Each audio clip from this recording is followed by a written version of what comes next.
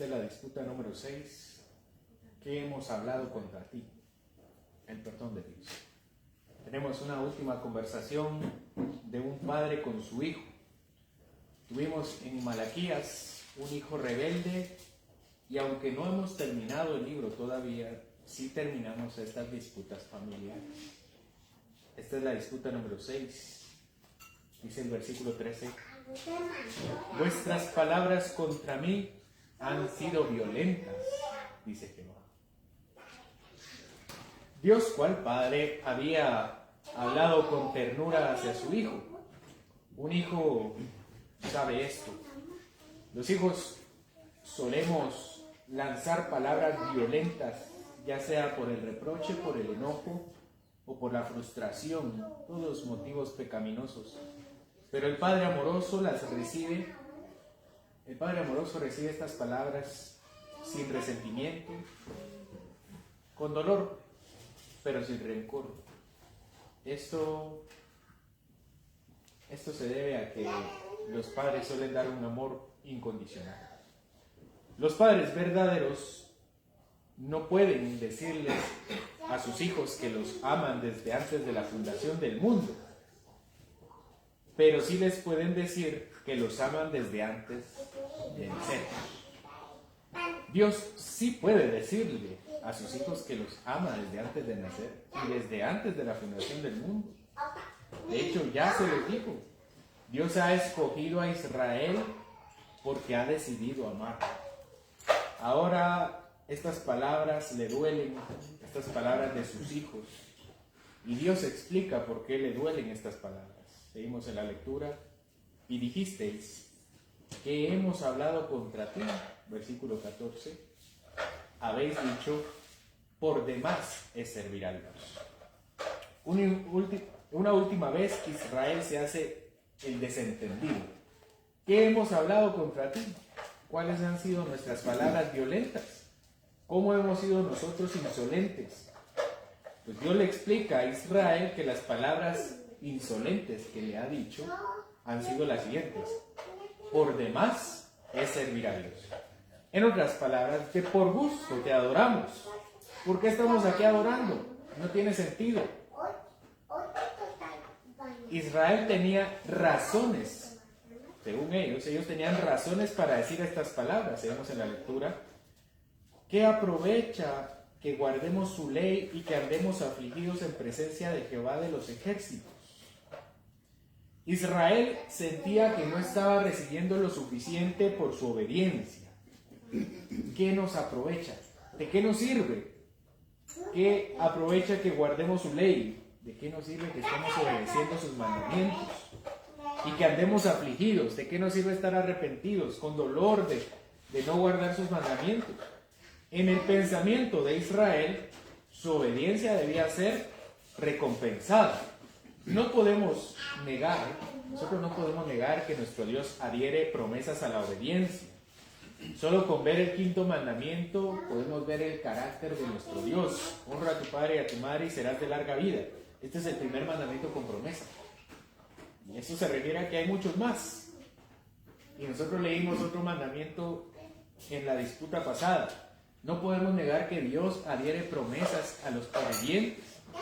Y ellos están preguntando: pues ¿dónde están esas bendiciones?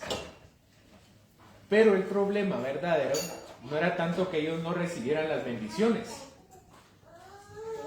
El problema de ellos es que veían sus bendiciones a la luz de las bendiciones que tenían otras personas. Versículo 15. Decimos pues ahora: bienaventurados son los soberbios y los que hacen impiedad no solo son impiedad no solo son prosperados, sino que tentaron a Dios y escaparon. El problema real de Israel era que acompañaba sus bendiciones, comparaban sus bendiciones con las bendiciones de los que ellos llamaban los soberbios y los hacedores de impiedad. Además, dentro de las acusaciones que Israel estaba haciendo, decía que estos hombres impíos, que estaban siendo bendecidos por Dios más que con ellos decían que no solamente estaban recibiendo más bendiciones, sino que ellos tentaban a Dios y que Dios no les hacía nada. Dios no los castigaba. Al contrario, el alegato de Israel era que estaban siendo prosperados. ¿De qué nos sirve? ¿De qué nos aprovecha ser obedientes y adorar a Dios si otros parecen ser más bendecidos que nosotros? Para estos hombres israelitas, no era justo que los incrédulos recibieran bendiciones de Dios y además de eso no fueran castigados, mientras que ellos mismos servían a Dios, adoraban a Dios y le rendían culto. Y aún así parece que no reciben bendición. El Salmo 73 presenta esta misma ilustración. El profeta Asaf, quien puso el nombre de quién es este cántico,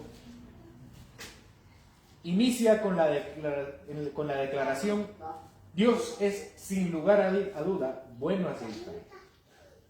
Pero el profeta Asaf reconoce que este tipo de pensamiento no siempre es dispuesto por todos. Que aunque Dios es bueno, hay algún momento donde cada uno de nosotros piensa que Dios parece ser bueno con otros, más que consigo mismo, más que con nosotros mismos. Y que cuando uno piensa que Dios está haciendo más bendición para los impíos, él se llama a sí mismo torpe. Tan torpe era yo. Era como una bestia, como un animal. Para Asaf era una total insensatez en la que él había caído al creer que Dios lo había abandonado por atender a otras personas que ni siquiera eran creyentes. Dios siempre estuvo a su lado, reconoce Asaf. Cual padre, Jehová lo tomó de la mano derecha y lo guió con su divino consejo. Asaf recibió la luz para entender que las infinitas misericordias de Dios la demuestran en su amor. Y este parece ser el mismo parteaguas de Israel. De repente, después de haber dicho su disputa, después de haber altercado contra Dios, la conversación de Dios con el pueblo de Israel a través de Malaquías da un giro de 180 grados. Versículo 16. Entonces, los que temían a Jehová hablaron cada uno a su compañero, y Jehová escuchó y oyó, y fue escrito libro de memoria delante de él para los que temen a Jehová y para los que piensan en su nombre. Parece que todas las conversaciones que ha tenido Dios con Israel a través del profeta han calado en lo más íntimo del corazón humano. Dios ha tenido el cuidado de hablar con ternura. En cada una de las disputas vemos a un Dios hablar con amor, pero también en ocasiones lo vemos hablar con severidad. Dios es un Padre amoroso, pero tiene un brazo firme. Es decir, Él no es ningún alcahuete, Él no es ningún solapador, pero eso no evita que Dios cuide a su hijo Israel. Repentinamente en la narración, ellos empiezan a hablar para reflexionar. Dice el texto que entonces los que temían a Jehová hablaron uno a su compañero. El texto sugiere que ya existía un número de personas que eran fieles a Dios, pero que ahora habían sido animados, tal vez con la palabra del profeta, seguramente con la palabra del profeta para hablarle a sus hermanos, también para animarles con las mismas palabras del profeta. Sin duda, esto era lo que Dios quería al final de todo esto. Después de tantas conversaciones y tantos alegatos de convencimiento, había logrado que su hijo regresara, que su hijo Israel regresara. El llamado del Padre siempre es para que su hijo vuelva. Por muy fuerte que sea la obstinación del corazón de su hijo, el Padre está incondicionalmente para encontrarlo. Y lo logró al final de esta sexta disputa. Dios el Padre sale todos los días para ver al horizonte porque tal vez su hijo regrese. Y 6 llamados de atención fueron el número total para que Israel regresara. Dios escuchó, dice, y oyó. En nuestro idioma, escuchar y oír en una misma oración es una redundancia, pero en la cultura hebrea las repeticiones tienen una función de énfasis. Dios oyó y recontraoyó. Escuchó y puso atención. Dios no solamente puso sus oídos, sino que puso delante toda su atención. Y dice que fue escrito un libro de memoria delante de él para los que le temen y para los que piensan en su nombre. Este es un pasaje un poco difícil de interpretar. Algunos comentaristas sugieren que Malaquías escribió un libro memorial. No se está seguro si es acerca del arrepentimiento de Israel, como sucederá después en el libro de Esdras y de Nehemías, o si es la misma profecía de Malaquías la que se escribe como un libro memorial. Al fin y al cabo, fueron sus profecías las que cambiaron la vida de Israel. Dios confirma con ellos también su promesa. Veremos más adelante que Israel confirma con Dios su fidelidad, pero acá podemos ver la confirmación de su amor con palabras repetidas. Versículo 17. Y serán para mí especial tesoro, ha dicho Jehová de los ejércitos, en el día que yo actúe, y los perdonaré, como el hombre que perdona a su hijo que le sirve. La primera idea de este versículo, es decir, aquella del especial tesoro, se la dice Dios previamente a Israel cuando sale de Egipto. Acompáñenme a Éxodo 19.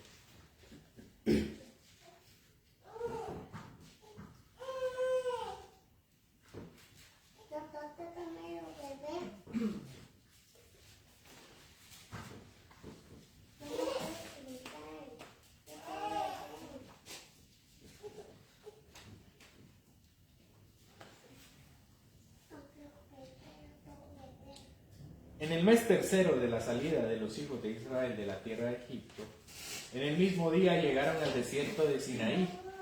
Habían salido de Refidim y llegaron al desierto de Sinaí y acamparon en el desierto. Y acampó allí Israel delante del monte.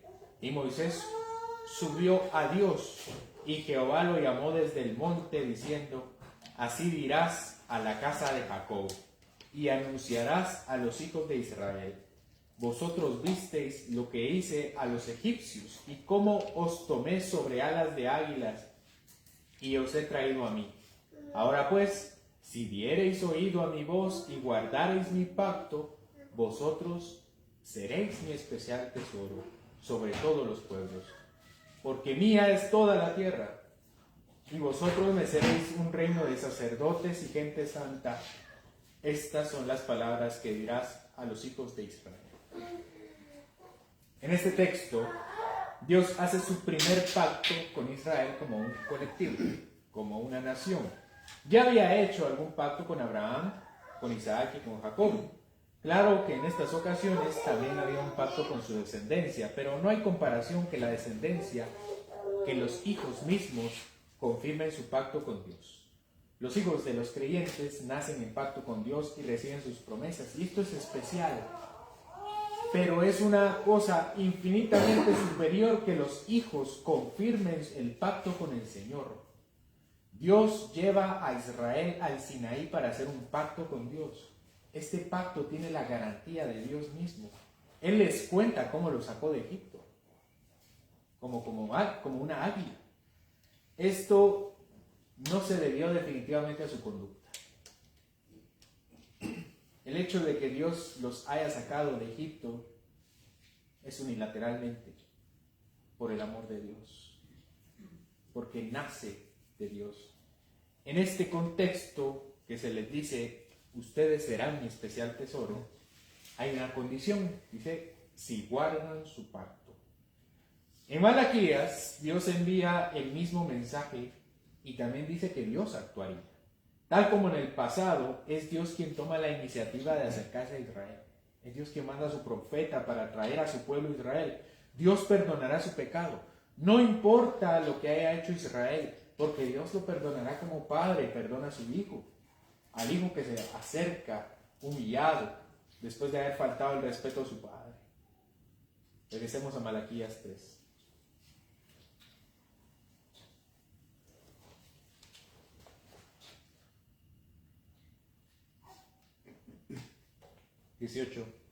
Entonces os volveréis y discerniréis la diferencia entre el justo y el malo, entre el que sirve a Dios y el que no le sirve.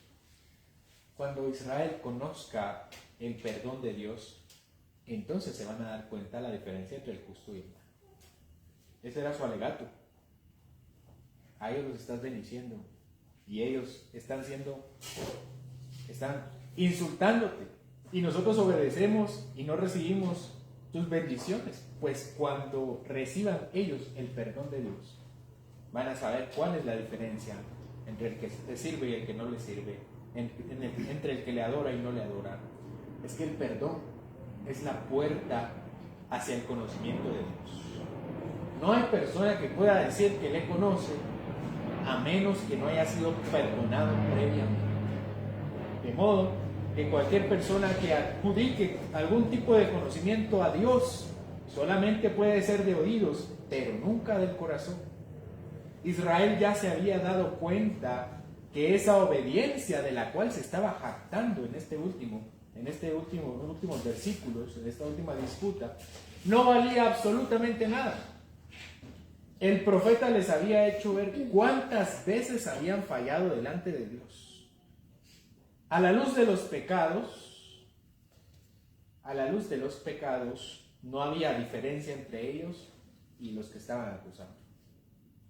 Sus obras eran igual de malas que la de los otros pueblos.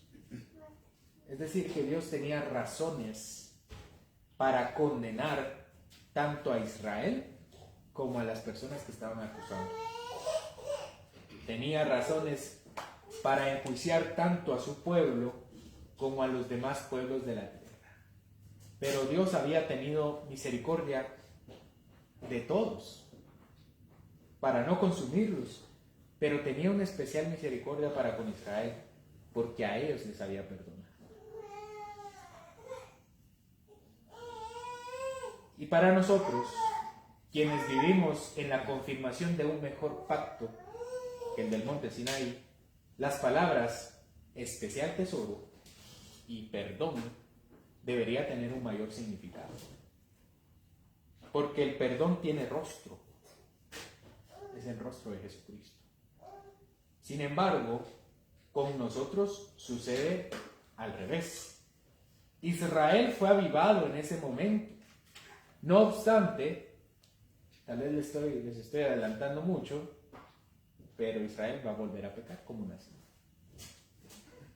No tardaría mucho Israel en caer y en caer y en caer más bajo que antes. Y más aún caerían en el tiempo de la venida de nuestro Señor Jesucristo, en la primera venida. Israel sería entonces desechado como nación. Finalmente serían desechados, y los que nosotros no éramos pueblo, aquellas naciones que estaban siendo prosperadas fuera del pueblo de Israel, a nosotros también vendría entonces salvación. La situación se revierte porque era necesario que fuera así, de acuerdo con Romanos capítulo 11. Acompañen a Romanos 11.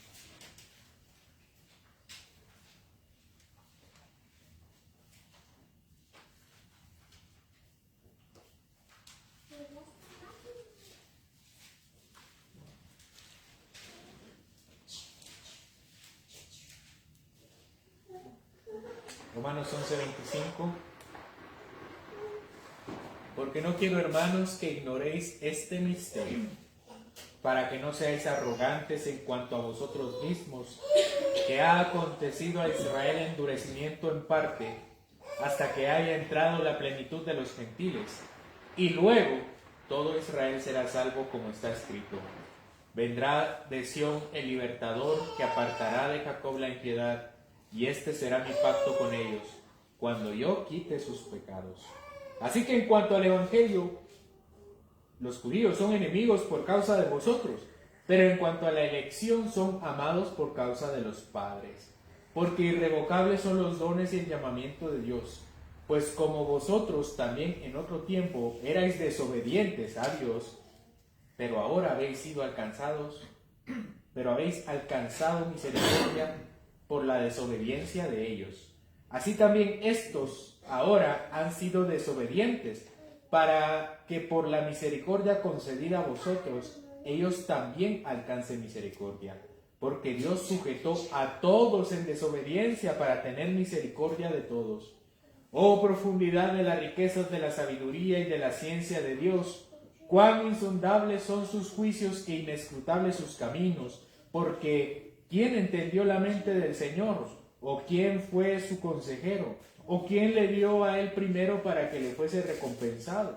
Porque de él y por él y para él son todas las cosas. A él sea la gloria por los siglos. Amén.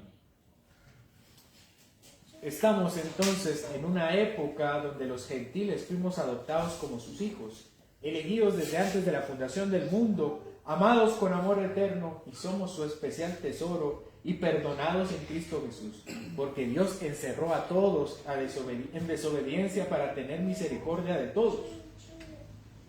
El pueblo al cual Israel estaba envidiando por ser pecadores, también podrían ser objeto del perdón de Dios, es decir, nosotros. La envidia no debería ser parte de su batería de emociones, sino debía ser motivo de alegría, en lugar de disputar contra Dios, porque otros estaban recibiendo bendiciones. Ellos debían glorificar a Dios, porque también estaba teniendo misericordia de los gentiles. Dios no había consumido ni a Israel desobediente, ni a los otros.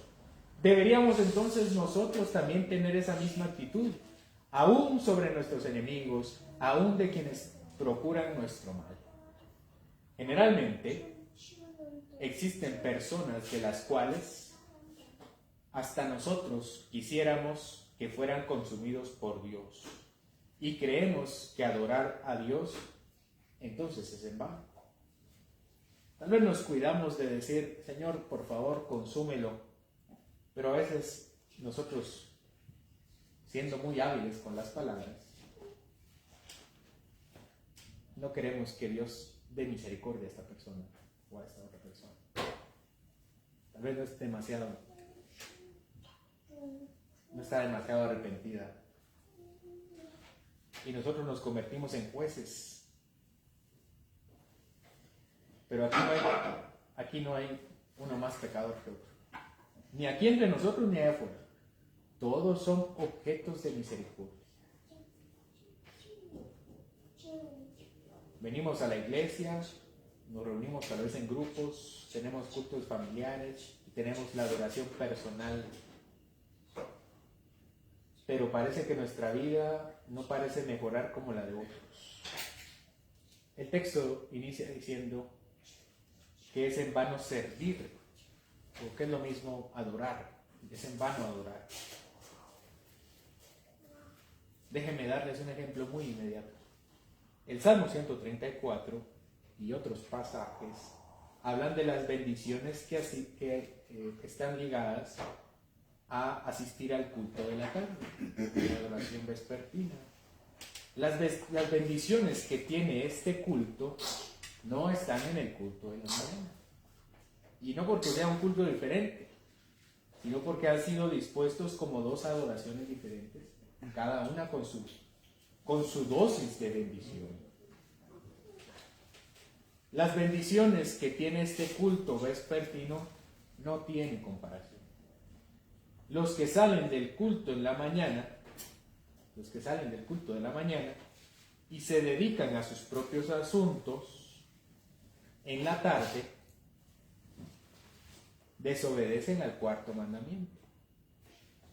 E incluso aquellos que tal vez no salen a hacer sus cosas, sino que guardan el día del Señor en sus casas, pero puede ser que no vengan por alguna razón razonable, aún estas personas no reciben las mismas bendiciones de los que estamos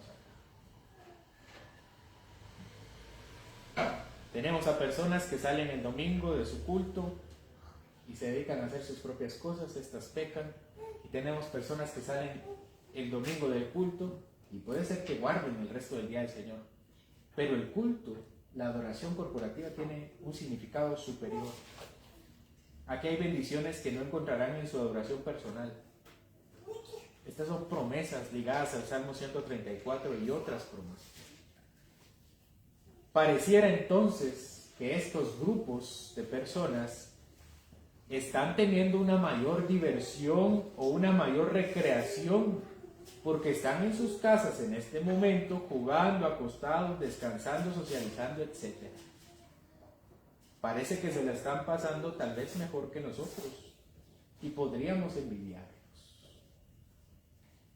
Pero debemos tener fe porque Dios tiene especiales promesas para quienes somos obedientes. Pidamos perdón a Dios porque este sentimiento de envidia puede asaltarnos y apropiémonos entonces de las promesas, tanto del culto vespertino como cualquier promesa de la palabra de Dios. Dios tiene misericordia de nosotros al darnos este privilegio. No todos tienen el privilegio de la adoración vespertina. Esto es una adoración. Esta es la adoración y esta es la bendición de Dios. Por otro lado, debemos agradecer a Cristo porque está trabajando en cada uno de nosotros, no tomándonos en cuenta nuestros pecados y reconciliando al mundo consigo mismo. Busquemos esto en los pecadores que no le conocen y que los creyentes le amen mucho más. Esta es nuestra tarea. El Espíritu Santo nos da el entendimiento y el valor para llevar este precioso mensaje de salvación. El mismo Espíritu que nos ha convencido a nosotros es el mismo Espíritu que convence al mundo. Es el Espíritu que asegurará provocar los avivamientos alguna vez en Israel, como esperamos en la promesa futura. Esta vez no serán avivamientos personales, pero no serán avivamientos temporales, como fue en el Antiguo Testamento. Serán avivamientos permanentes. Primero con nosotros los gentiles, y después vendrá el avivamiento del Israel nacional. Grandes son las riquezas de la sabiduría y el conocimiento de Dios, que vio al mundo en pecado, tanto a gentiles como a Israel, y decidió encerrarnos a todos en obediencia para tener misericordia de todos. No deberíamos pues envidiar a nadie, porque tenemos cada uno un don y un regalo de parte de Dios, y nos envió a su Hijo para la salvación, porque de Él, por Él y para Él son todas las cosas. A Él sea la gloria por los siglos. Amén. Señor, tú nos has dado la bendición de estar acá para escuchar tu palabra. Y aunque muchos guardan tu día con su adoración personal o su adoración familiar, nosotros tenemos un privilegio tanto más grande, que es la adoración pública. Nada se compara, Señor, a la asamblea de los creyentes. Tú te complaces en las tiendas de Jacob, pero te agradas más en la asamblea de Israel. Hoy, Señor, deseamos poner delante de ti nuestro corazón para que tú nos ayudes a ver aquellas ocasiones donde pensamos que otros están siendo más bendecidos que nosotros. Otros están divirtiendo más, están recreándose más, están descansando más. No solamente en este asunto, sino en toda nuestra vida, en toda la ley, Señor.